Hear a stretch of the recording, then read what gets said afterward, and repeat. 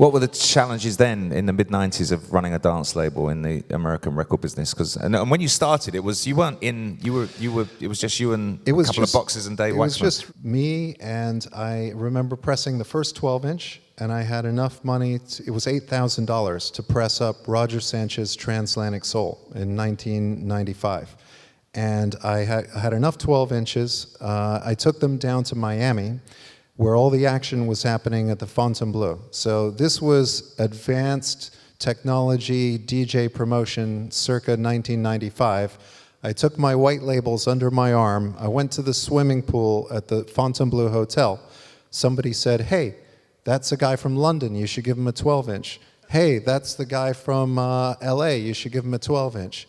That's a guy from Canada. Give him a 12-inch."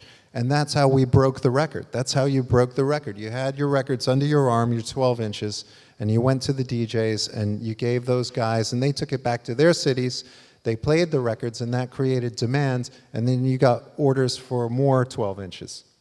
Another observation about the success of Ultra Records is between 95 and, say, 2005, you seem to kind of become the only label in America that had dance music. Like, even acts signed to other major labels, you'd end up with them. Tell us about that, how you ended up with a roster that had Tiesto, David Guetta, and Calvin Harris. Absolutely. Well, I think for one thing, it helped that we always paid our bills, and we were normal people who answered the phone, and me and David Waxman and the great team that we've had at Ultra, you know, we were able to just have some semblance of normalcy when a lot of the other indies were so out to lunch that, you know, you just wouldn't want to deal with them. So we were kind of normal people, you know, working super hard and building momentum, and we're also open to new ideas. So, for example, you know, iTunes launching, we did the first DJ mix albums on iTunes, Ultra iDance, Ultra iTrance. So technology and this music, electronic music, go hand in hand. So we've always been very open to that element. But you were actually getting, the point I was trying to make, you were getting these acts because the labels they were signed to in other countries wouldn't put them out, right? Absolutely. Well, it was so bad that I remember taking, you know, the Eric Pritz Call On Me video up to the biggest video outlets, and we all remember that was a fun and extraordinary video, and being told, "Oh, we don't play dance, it'll never test." You know, and I had the same thing from the biggest radio stations. They were saying the same thing. And we just kept at them until they finally broke down. I mean, that was, you were doing it from 95 to 2005. Why, in your own words, why did it take so long for the country that invented so much of what we do today to accept dance culture? Why do you think that happened? Well, like that? I think there was a certain snobism also from within the industry, that dance and electronic music was not, quote unquote, real music. It was not real artistry. And the truth is, it absolutely is. I mean, whether you think of it as a modern form of classical music or however you think about, you know, instrumental electronic music, it's absolutely requires the utmost in musicianship and talent to create. But of course, a lot of the majors didn't view it with that kind of regard. You know, so I think they tried to really hold it back. Even the established promoters in the live space absolutely tried to hold it back and not promote shows, and that's what led to the birth of all the independent promoters who really came up and threw their big raves and first events. And so we were growing as a label in tandem with people like the Ultra Music Festival growing, and EDC growing, and so it was really very much of a grassroots kind of love and passion of the music. We built our own infrastructure. So many of the American top 40 records are laid out in a certain cookie-cutter way.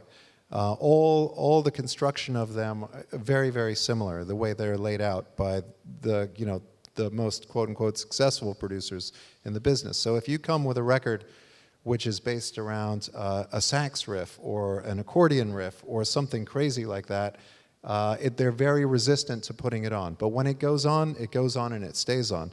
But you'd be surprised how resistant they were to everything, from Calvin Harris to David Guetta. They didn't want to play any of these artists. So it really was a battle to get them in and get them on. Do you remember kind of a breakthrough moment that you could tell us about where you thought Yeah. something's actually starting to change now, where you actually managed to get one of these records on and the audience and the feedback There came? were several definite, distinct breakthrough moments. It was probably getting Love Is Gone by David Guetta onto Z100, which was the biggest station in America. That was huge. And Did you have to bribe someone? Well, no. Luckily, that's not one of the stations that you'd have to do that. So I work for him. I'll probably get slapped for asking that question. So basically, that was fantastic. There was getting Deadmau5 on the MTV Awards. That was a big moment where he got a ton of exposure and really helped open things up. Also, Deadmau5 onto the Grammy Awards.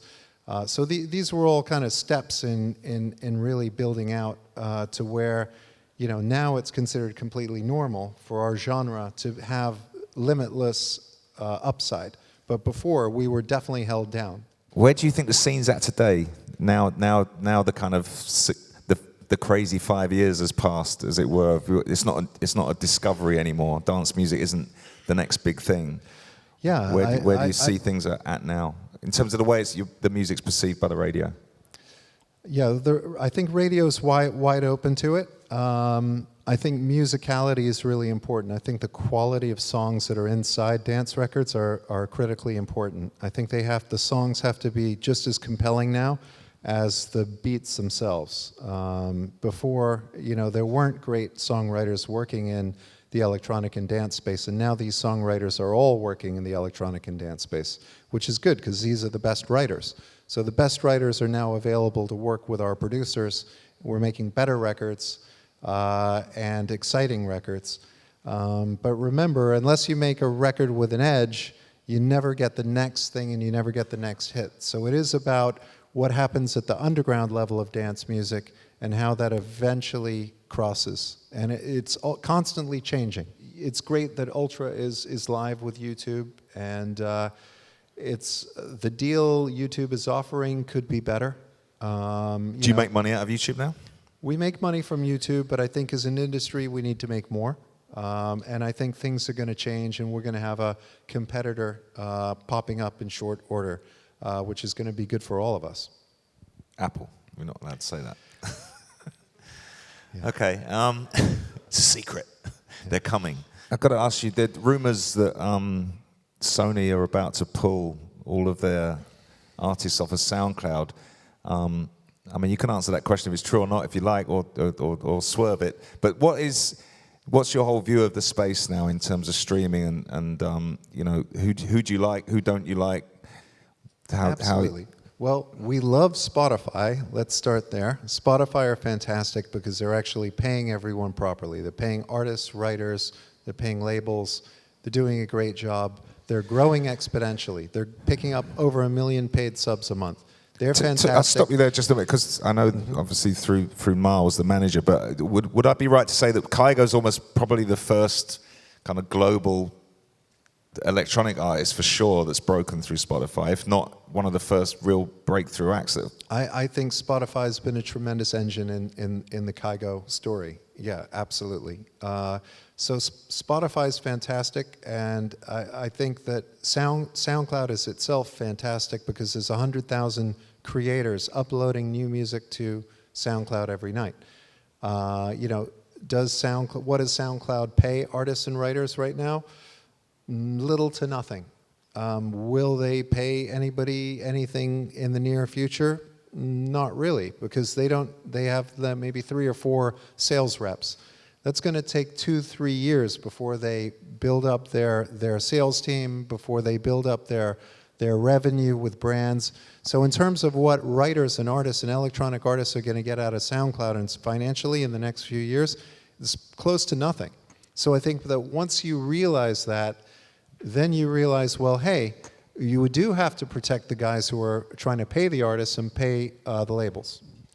It'd be ironic, though, in a way that probably when you're sitting in your A&R meeting, which you love, probably every single person that you're listening to you're going to be listening to their SoundCloud link. Absolutely. Or being told how many followers they've got or how many listeners they've had. Absolutely, because who doesn't love free streaming? I mean, who doesn't love that? That's like being a kid in a candy store, you know? So if you were SoundCloud right now, if you're Alex right now, I think he's going to be here on Friday. What advice would you give him? Well, you know, he's got to work on getting a Because in a way, he's got the best A&R department in the world. He does. Start a label then. He should start a label, but all his artists would ask a funny thing. They'd ask to get paid. So what would he do? So he's really Give got it to Spotify. It's true. Yeah.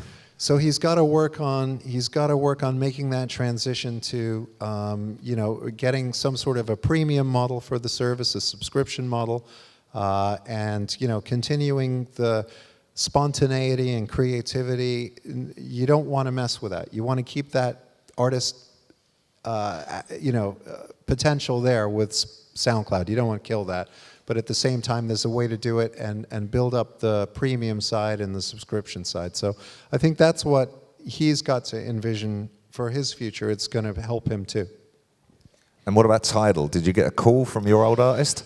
Jay didn't give me a call, but I think he needs all the help he can get. So it's going to be really tough. A story was just breaking just before we started the IMS about you being involved with Simon Cowell. Yes. And the controversial DJ show. Can you spill the beans? Tell us what's going on. So basically, about 3 years ago, Simon and Kelly from his team started talking to me about an electronic artist show, a DJ electronic artist show. So the idea has been building for a while to have a show that would be able to put new artists and emerging artists and give them a massive global platform. And when you really think about it, when you think about the underground music movement that Ultra started with 20 years ago and how it's now become a global lifestyle phenomenon today, to me, this is the next step in the evolution of this phenomenon, is to have a show where we can take contestants, people with fantastic talent, and put them out to a massive audience.